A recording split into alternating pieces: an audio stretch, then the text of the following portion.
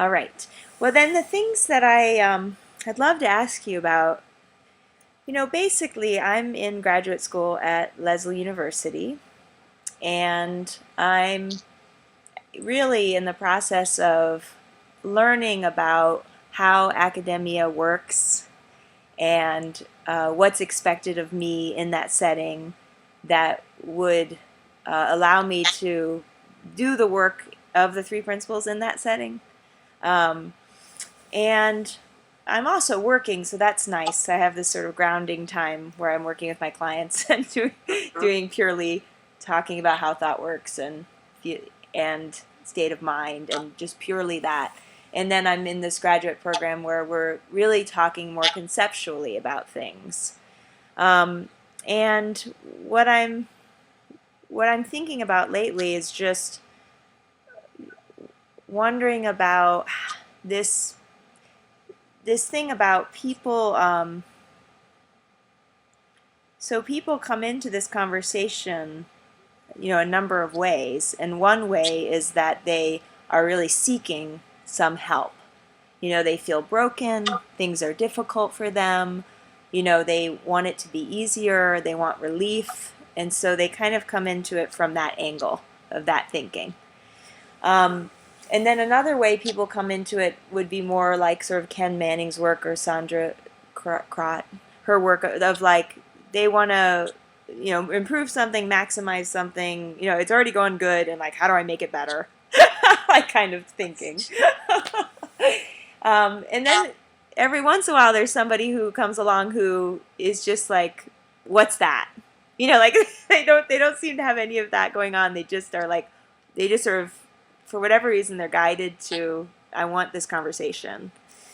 Um, and outcomes in this academic setting are really an important part of academia is outcomes, but a even more important part is measurement and quantifiable, you know, things and tools. And so I guess I'm curious about, here you are, this really grounded, essentially a spiritual teacher, really grounded in your own understanding. And from that place, is there anything about this conversation that looks like it would be useful to discuss what's measurable or what's quantifiable or what the results are?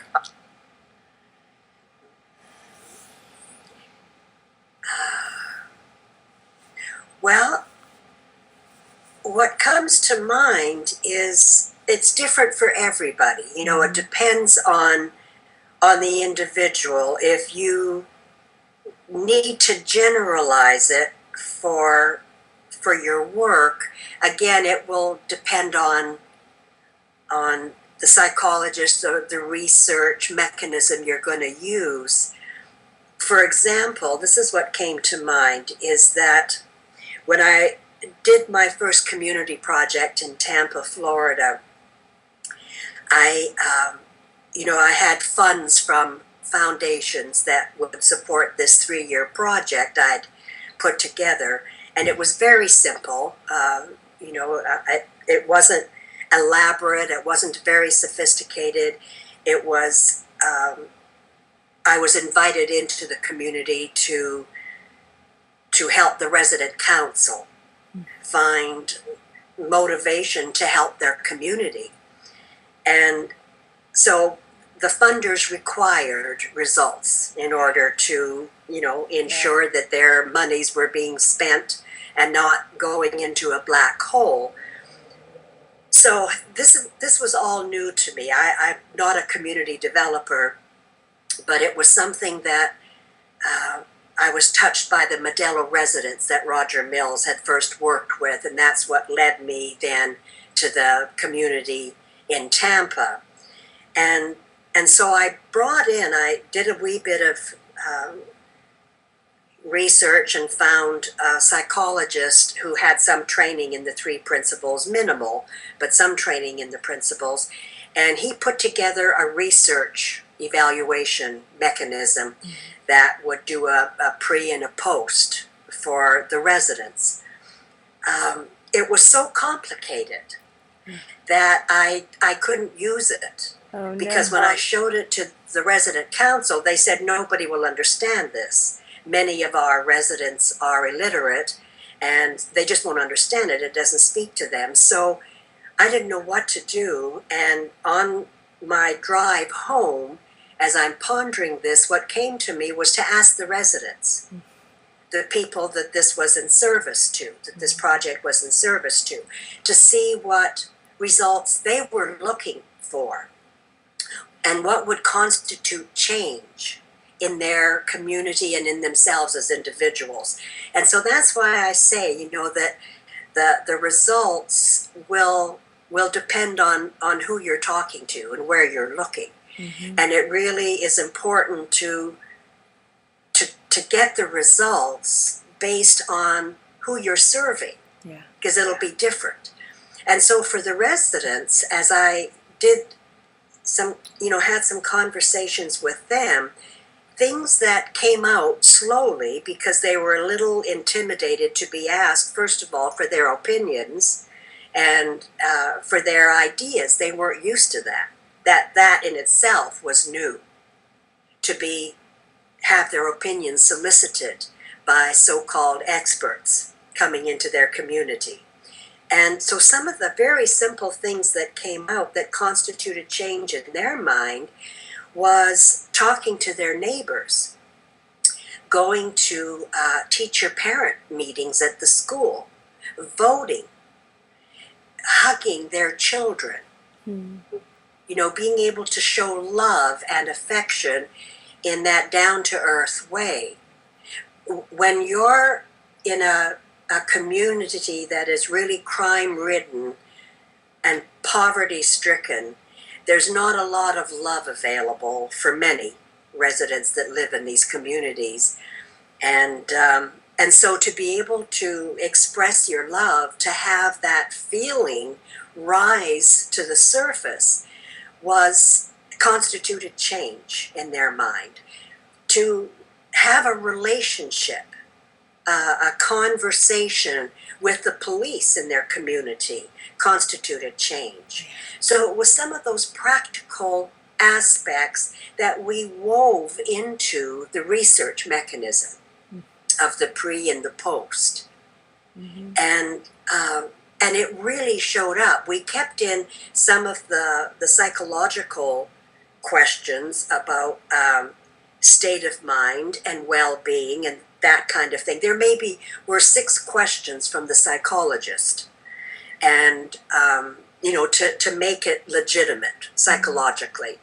But the rest of the questions were these down-to-earth questions that the residents felt were important to them and their community. And so that's how that first research evaluation came into form. For myself, it was a question of happiness and peace of mind. I longed for peace of mind. I longed to be happy more than a moment here and there in my life. And I didn't know that was inherent in me. I had no idea that was inherent. I thought that was achieved. You had to do something to get peace of mind. You had to do something to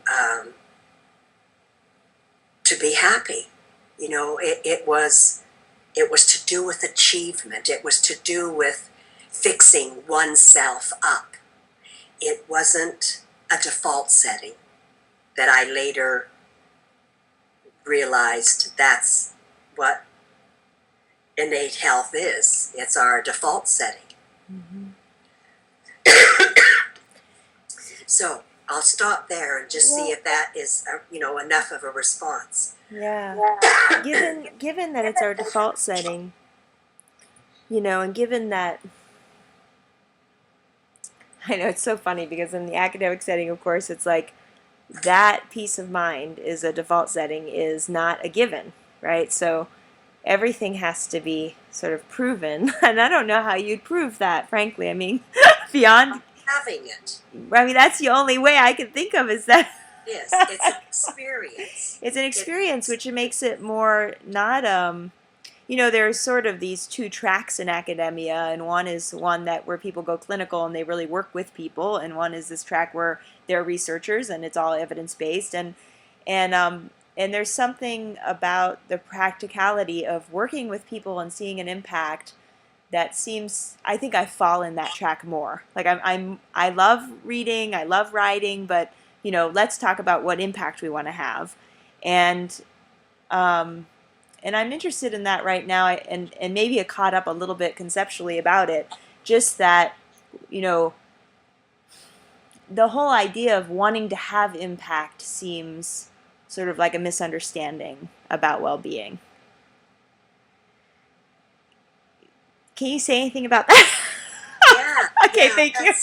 that's really interesting because, um, again, what came to mind when you said that is I I don't find myself looking for impact Right. or looking for outcome, because then there's something you need to do to achieve that. It's back in that realm again of doing something. Right. And what I discovered via insight was that because I resisted for so long this understanding, because I resisted these principles, they made no sense to me. I could see no logic in them. Mm-hmm. My cry of woe to Sydney Banks was, if I really do create my reality, then I would create a nice reality. I wouldn't be living in this hellhole. Mm. You know what Yeah. I'm saying? I mean, that to me was logic. And and so when his response to that was, it's just thought, Elsie. It's just the way you use thought. And so there was like a bridge there, using thought. Mm-hmm. I didn't have that bridge. There was me and experience, and they were melded together. There was no gap. I saw no gap. So my experience simply it was in existence. It was a fact I had to deal with. But through insight that came to me in the midst of resistance, that was my first evidence. That was my first personal evidence that there was something inside of me, because it didn't come from Sid. As a matter of fact, in that sort of the heat of the moment when I got so upset with him, so angry with him, that I literally, pushed him out the door. In a sense, I didn't push him out the door. Figuratively, I pushed him out the door because what he said had disturbed me so much. It just rattled the cages of the prison I'd put myself in. And after that, when I got on the phone to a mutual friend who also used to moan about Sid and what he would share with her, which was just beauty, which was helpful counsel, which was pointing us to our true nature. But in my ignorance, in my fear, I couldn't hear it. So, in the midst of my anger, still, there was something that came through that, a moment of lucidity that spoke to me and said, thought creates feeling. Sid was no longer there. It was my voice. For the first time, I heard myself. That was my first evidence, and I knew without doubt that it was coming from me. I'm a very practical person, and that's what moved me. It was that insight from the inside out that told me there is something inside of me. Now, I wouldn't have worded it as that's my default setting. I didn't really know that then. All I knew was that thought that came to me, which was an original thought, had great meaning to me. It filled me with hope. It filled me with purpose. It gave me a reason for my existence. All of that wrapped up in a single moment of insight. That was evidence. Is it clinical evidence? Perhaps not. But as my life continued from that time on, the evidence started to manifest in how I changed. That I began to find longer moments of peace of mind. I got happy. The very first talk I gave publicly at Sid's request at a university with 70 mental health professionals, I started off talking about I've learned how to be happy, because that's what had been key to me. That's what I had been searching, not even knowing I was searching, just knowing that I was unhappy, and I hoped there was something more. But it was more posed in my mind as, is this all there is? And this would have been at the age of 22, 23. And I would be thinking, is this all there is? And then, fast forward, having the children and all that, at the age of 29, when I met Sid, and then around 30, having that insight that, no, there's more. This isn't all there is. There's more. And that insight put me in charge of my life. That was evidence. And the transformation in my relationship with myself, first of all, and then with my husband and my children, and just state of mind. That was where you first started off, was state of mind. That was my evidence. I didn't do anything. I didn't try to be happy. I just was, for the first time, in a concrete way. It was there. I felt happy and content with my life. Did it last? No, not for forever. But even when I slipped out of it, slipped into a low state of mind, there was still the evidence of that insight. And so now I had a bridge. Now I was no longer bonded to my experience. I had perspective. I had a bridge. And I could see, sometimes very cloudy, sometimes in a great deal of fog, but there was always that little piece of, it will get better. It will get better. Because I had a degree of knowing from that first evidence of insight. Right. Yeah, it's interesting. It reminds me a lot of, it just comes back to this, okay, so it reminds me of Hull House, like of this sort of early social worker who decides to create something in the community, and is like working from wisdom ultimately, right? She just decides the community needs this, she creates this, they come together, and then in as human beings we try to codify it or make it measurable or quantifiable, or like we just go there, and and then it occurs to me, it's like that's the way life is. It's like having a social impact is something that occurs to us to do when we see a need. It's our wisdom responding to a need in the moment.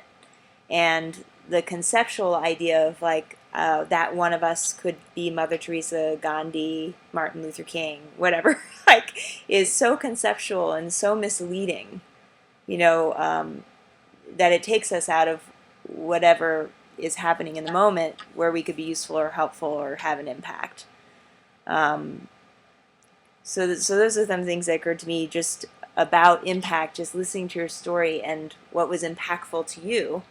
Was it your insight, and then how that built bridges into your well-being, and what you saw about your well-being, and then how that works from the inside out. And so, you know, the conceptual desire to be impactful sort of, what do you call that? I mean, it's sort of an illusion that we wouldn't be.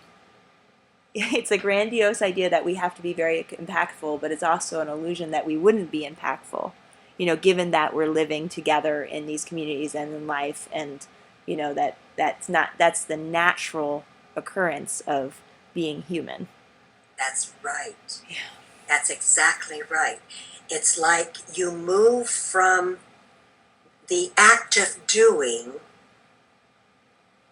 to the inside doing, where it's, as Sid Banks said many times in his talks, it's doing without doing. So you have impact without trying to. You can't help it. Mm-hmm. It's like you said, it's an illusion that we don't have impact. Right. Because as soon as an individual, or let me put it this way, as soon as an individual gets in touch with their true nature, it's like bingo, goal. Mm-hmm. You're at home and you start to operate from home more of the time. Mm-hmm. And so there's a resonance that accompanies that, because we're all made of this formless energy that the physicists talk about. There's a higher resonance of this formless energy that is tapped into, and that is the impact that individuals have then on the community, whether it's the immediate university community, research community, disadvantaged community, or the global community. Simply by living at home more, there's a higher resonance of energy that ripples out into the world and has impact. Mm-hmm. You can't help it. That's the true nature of life and of humanity playing its role. So there is activism from the inside out, Mm-hmm. but it's done with ease and it's done without trying. This is what I observed also when I was working in the Bronx, the South Bronx, in the mid to late 90s with Roger Mills. And we were working with 6 community development corporations, and there were many strong, passionate advocates for justice. And they would go against the police, they would go against their councilmen, they'd go against the city, they'd protest, they'd march. As they learned about the principles and how you can be an activist from the inside out, with respect and with dignity and with compassion and love, as Nelson Mandela did, as Gandhi did, as Mother Teresa did, as you spoke about, that's what they began to discover for themselves, that they could do more as activists and advocates when they found that respect without anger. Their anger began to dissipate, their passion increased, their dedication increased. Mm-hmm. That was profound. That was quantifiable. They got better results. Mm-hmm. Because when they would go to the police in anger and confrontation, that's what they got back. They got pushback. When they went to the police with respect for their demands, that's what they got back. Most of the time. I'm not saying all the time. This, you know what I'm saying. I don't want to make it like it's just this magic bullet. But overall, that's what they got back. It's that's logic. There's logic there. Mm-hmm. Mm-hmm. Well, I it's funny. I have some just some personal thinking, just about so I've definitely experienced that progress that you're describing in my life, and definitely experienced in my business even. And I realize that one of the things that happens to me is when I'm living in the infinite potential, right? Because I don't know what's going to occur. And then sometimes I get caught up in wanting to know, like it is so uncomfortable to want to know and not know. It's so uncomfortable. Do you like presents? Do I like what? Do you like getting presents? Yeah, I'm not a big present person, but yeah, maybe You that's the know where problem. I'm going with this, I right? know. And it's a surprise when you open it up. You don't know what it's going to be, and it's a surprise, and it's like, whoa! Well, and I can. Most of the time, it's good. Other times, it's like this ugliest sweater you ever did see.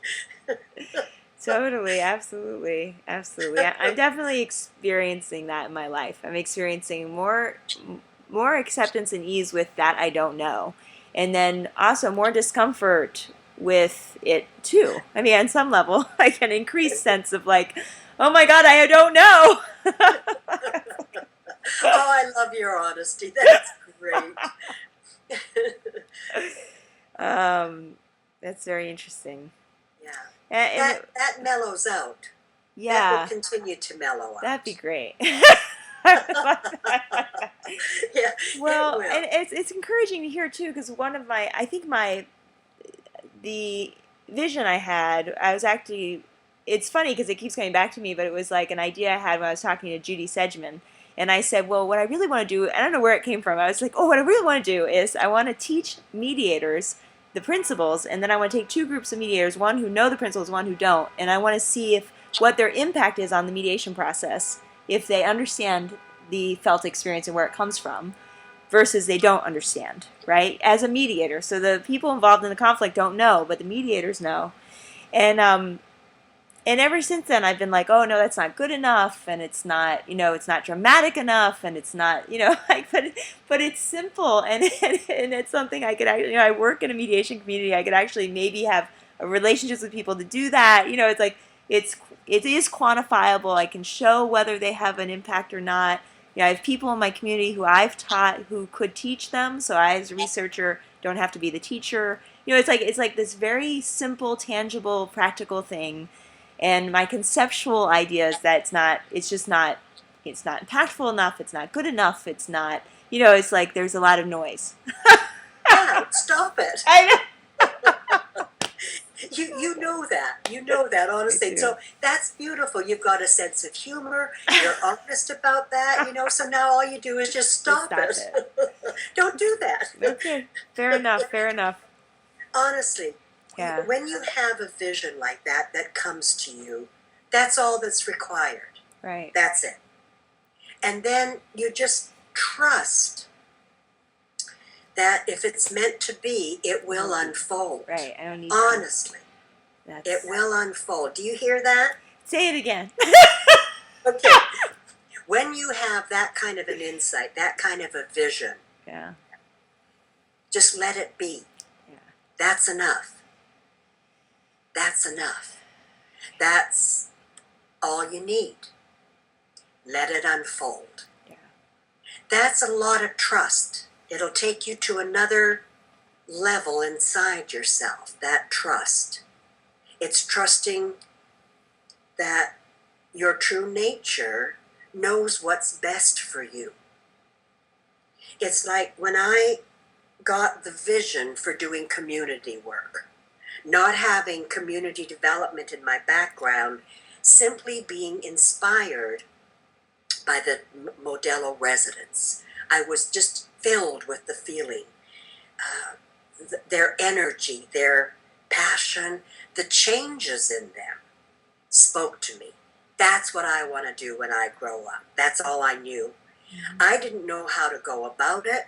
It was like, now what? So I had the vision, now what? Insight came to me.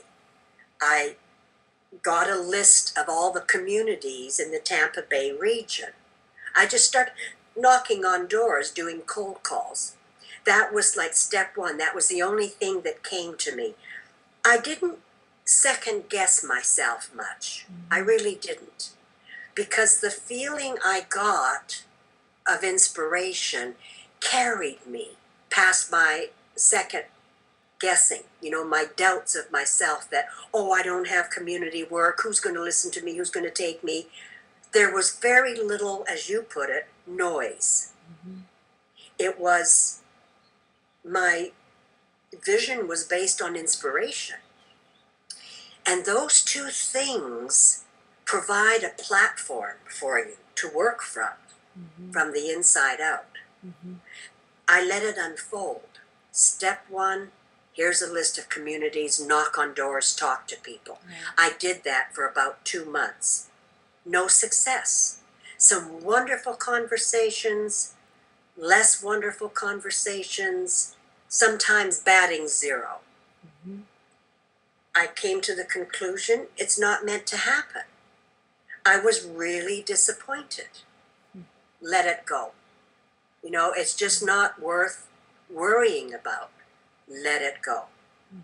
A couple of days after that, I got a call from the one community that was not on the list. How it was not on the list, I don't know. It was a long-time community in Tampa. That's the community I did a 3-year project for. Let it unfold. Every time I have an insight about something, most of the time I let it unfold. Then what next to do? And oftentimes the insight will be about what I don't want to do. For example, about 3 months ago, I got a feeling that I didn't want to do these conference calls that I'd been doing anymore. I'd done them with an associate of mine for a long time, loved it. Got the feeling, been there, done it, don't want to do it anymore. That was it. I just phased myself out. Then the next thing came to me was, I'd love to do them on my own, but in a different way than what I was doing before, where I would assist people to find their own voice rather than listening to me. Loved it. Did that about 5 times or so. Came to the end where I'd even put it together, had people sign up for the next round, and I realized I don't have the energy for it. It's not talking to me anymore. What's that about? I don't know. Let it sit. Let it sit. It just came to me, I don't want to do it anymore. Yeah, but you've got people signed up, they've paid. So, I canceled it. And it didn't hurt anybody. Some people, we made other arrangements. And it left me free for what I didn't know. I still don't know. I don't care. Right. I don't care. It's like, not I don't care, like, but it doesn't matter because I know that my life is ample the way it is right now. It's full the way it is right now. There are new things coming out, new opportunities that just are coming out of the blue because there's space. I've opened up space. So oftentimes that not knowing, when you just sit with it, that's enough. And it's like, when is enough enough? Enough can be a feast. And that's what being comfortable with not knowing can be a feast. I on a very just personal level, it really speaks to where I am, and what you said about how I will get more comfortable with it, I think is really true. I'm just I'm just at the beginning of experiencing life like this, and it's uncomfortable. Yeah. And the direction I'm taking, I never thought I would. I'm really, I'm pursuing a PhD, and I'm pursuing it in neuroscience, and I never thought I would be a science person. I never, and I'm so out of my, I'm like out of my depth. and and it's absolutely the right thing to do. There's no question that I'm doing the right thing. I have no idea where it's going to lead me. I have no idea if I'll get into a PhD program from my master's program. Do you know what I mean? Just like you describe, it's like I absolutely related to that. Yeah. And it's like, yeah, and it's exactly what you said. It's just this sense of like, yeah, so this is the next thing, and I'm working on that thing, and when it resolves itself, it will, and then I'll be working on the next thing, and I'm just uncomfortable. You know what I mean? I keep thinking of when I was younger. I was really interested in neuroscience, and I was working in a therapist league in Charlottesville, and I was doing movement therapy type work, and they had this neuroscientist come in. And he was going to train the therapists, and I was not yet qualified as a therapist, but I wanted to take the class. And he said, "Well, this is really, really hard, and it's very difficult work, and you really you may find it's too difficult for you." Like he was telling me that, and I was like, I remember at the time I laughed at him, like, "What are you talking about? Like, why wouldn't I be able to learn anything? I mean, why wouldn't anybody be able to learn anything ultimately?" And at the time it looked just absurd, like he just was making assumptions about my capacity, and I forgot about it. But then lately, that history of thought it keeps coming up. Like now that I'm actually studying this work, and like, so I'm uncomfortable, right? I'm uncomfortable with that memory. I'm uncomfortable with, my thinking about it, and it looks important enough to tell you, Elsie.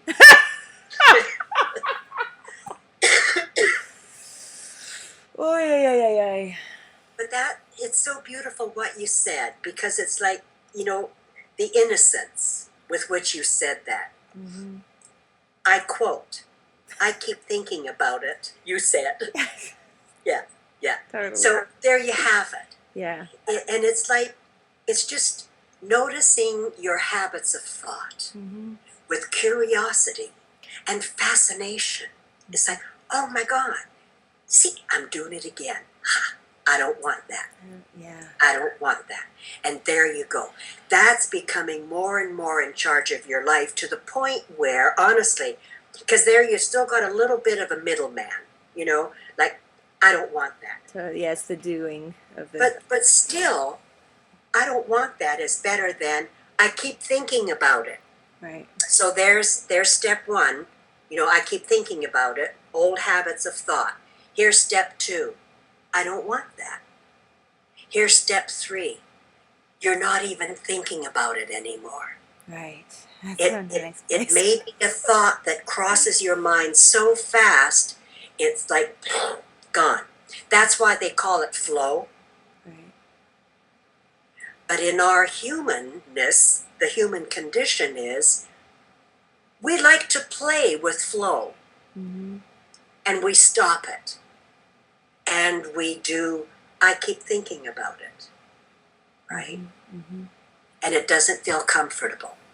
Yes. That's what it is. And so even just that switch to, I don't want that. But isn't that fascinating? Look at how thought works. Yeah. Yeah, that's beautiful. It's beautiful that you're noticing that. Mm-hmm. Absolutely beautiful that you're noticing that. Mm-hmm. And the other thing I'll say too, to reinforce what you've said, is that there's such a change in you. Really? Just since you were here No on way. goodness, just the look on your face, the ease in your face, the health in your face. Wow. Yeah, you're living in a different state of mind. There's no question. Wow. As soon as I saw you, I thought, you look younger, you're brighter. And I know we're always the last to see it in ourselves, Yeah. but I suggest you look in the mirror. You have a nice look in the mirror, and then just live your life and Yeah. see what's going on with curiosity. You have you have a mission, you have a vision. Oh, wow. Fantastic. Fantastic. Joy. Yeah. Wow. Thank you. And that's your evidence. That's your evidence. And the more you see the practicality of evidence in your everyday life, you know, when you're just living it, you see that you don't engage with the world in the way you used to. You see that there may be a negative situation or confrontation that crops up, and you find yourself responding with maybe puzzlement at the confrontation, but not anger. For me, that was huge.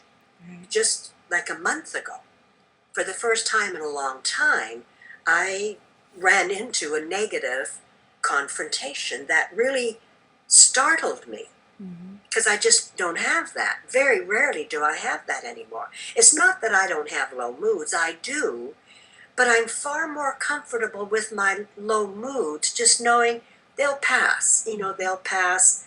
Do I like it? No, but you know, it is what it is. Big deal. It's like that. Just matter of fact, big deal. So there was a situation that arose where somebody that I had an agreement with had gotten really overwhelmed with this project that we were involved in. And so after a period of time, as I saw this overwhelm increase, I thought, you know, I can just release her from this agreement. And I felt relief at that. I thought, it's no big deal. You know, so what? I don't care, you know. There was neutrality there, and it felt good. Now, the idea, the insight came to me, but I let it sit. I didn't, you know, I wasn't compelled to act on it immediately. I thought, if this is really true, I'll let it sit. It's not going to go away. And I did. I let it sit for, I don't know, 2 days. One morning I woke up and I thought, it's time. And I moved forward with it and released her from this agreement. Ballistic. Just ballistic. Surprised me. It's like, whoa, gosh. And so that was a real experience for me, that my response was, wow, I'm so sorry you feel that way. I'm so sorry you're hurting. I'm sorry I've hurt you. And, you know, what can we do? How can I help? You know, and it was again like, oh my gosh, it was met compassionately. Huge for me, because I used to live in a world of retaliation, of anger. When somebody confronted me, I was right there. That's why I was so unhappy. That's why when Sid said to me, you create your reality, I thought, no way. I'm not creating this anger. This anger is happening because of what they did to me, what the world did to me, what circumstances I find myself in. And when that insight came that thought creates feeling, it's like, oh my, it is me after all. But not me with, oh dear, I'm bad. You know, look what I've created. It was like, oh my God, now I can change it. Yeah. That's where the hope came from. Now I have power.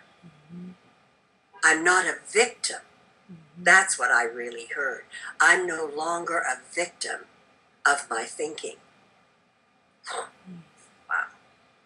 Wow. It's amazing. It actually, what you just described mirrors an experience I had yesterday where I have a very contentious relationship with my ex-husband and often feel helpless and despair in this. We have children together. I have to negotiate with him. And he's much better at it. I mean, he's a very accomplished person. Anyway, so and then I realized I had this insight that whenever I'm in that situation, I go to confused, puzzled. I don't go to anger, but I go to confused, puzzled. Like I try to understand, and I realized that when I go there, given his thinking and the way he sees the world, he resents it. He doesn't want to help me. He doesn't want me to know how I feel. Like, and all of a sudden it dawned on me, like all I need to do is say, I need to know what time the children are going to be dropped off, and I need to know for every Friday from now on so that we do not have to have this conversation again. You know what I mean? Like, it's so simple. I need to know this information. And I've never, in all the time of knowing him, ever attempted to say it that way. It never occurred to me to say, this is what I need to know, and then repeat it. This is what I need to know. Like, This just came to you now? well, it came to me. It came to me yesterday. It was Okay, after. yesterday. Yeah, it came after the meeting, but it's okay because I'll have other opportunities, and Yes. then it will, and I'll know what to do. And it took that long. It took a while for me to see that what you're talking about, but I see it, and it is freeing. There's something about like, okay, well, it took a while to see it, but I was open to seeing it, and now I see it, and this will be helpful. You know, just and that has to do with insight, and it has to do with just seeing that what our thinking is doing is this busyness of mind, this conceptual thinking isn't that useful. The wisdom is useful, the knowing is useful, the debate is not useful. It doesn't take us in any particular direction, Yes. to a result or to an outcome. And outcome thinking is debate. You see what I'm saying? Absolutely, 100%. I love what you're saying. Okay. And honestly, you moved yesterday from understanding to knowing. Yes. Huge, Yeah. huge, significant. Yeah. Okay. Well, I just want to thank you so much. I mean, people in the Three Principles community have been so generous and you have been so generous to share this time with me because I'm not paying you for this time, and I'm very grateful because I'm not in a position right now to pay everybody, and I really not want, but there is this thing I'm doing, and it's helpful to check in with you guys and get a sense of like, am I on the right track here? Is this going to be helpful? I feel like there's something I can do in the Three Principles community that will be helpful to sharing the work. Yeah. Does that make sense? I don't know what it Absolutely. is, and I'm not going to presume to have any idea what that might be. But talking with somebody on occasion who has experience like you do, or like Chip does, or like, so many of the pioneers of this work, it just helps me stay on track in some way. And I don't know, I can't really put words to it. I'm grateful for the opportunity Thank to you. talk with you. Pardon me. And it's helpful to me, and it's helpful to the Three Principles community for you to be doing what you're doing. Not only in terms of your conceptualization, Mm-hmm. but with wisdom. Yeah. And also in your moving forward in toward your degree and so on. That's enormously helpful if that's the route you continue to take and it all falls into place for you. Also individually, I appreciate so much your candidness and sharing of what's new for you, what occurred to you yesterday, what occurred to you in this conversation about seeing the value of wisdom, even more so, I think, than you did perhaps earlier. Mm-hmm. Well, definitely the piece you said about trust. Trust it isn't something we kind of do to ourselves. It's sort of the result of something, and I don't trust it. You know what I mean? And so us talking about it is sort of attending to that. Does that make sense? It is. It is. So And I yeah. think it would be absolutely lovely to share this with others. I'm fine with you putting it on the website. Oh, thank There you. was Thank you. I appreciate that very much. I hope there are other people who have the same kind of questions I have, and that this is useful. terrific, terrific. And I'd like to see it as well. Yeah. Send a link as well. I will. I'll send you a copy, and I'll just say, since we are putting it on the website, I just want to tell everybody that this is Elsie Spittle, and you can. Is there some way that people could reach you if they wanted to? I'm on Facebook, but Okay. not under my name. It's under Three Principles for Human Development. Okay. And I'm also on Twitter now. This old lady has gotten hooked into some of the social media and I'm loving it. And on Twitter, I am under my own name. And then, the website is 3phd.net. I just can see it now. The social marketing book by Elsie Spittle. How to market from wisdom. Thank you, my dear, for the invitation. It's been a pleasure. Yes. Thank you, Elsie. Have a wonderful, wonderful spring day. Thank you. You too. Bye. Bye.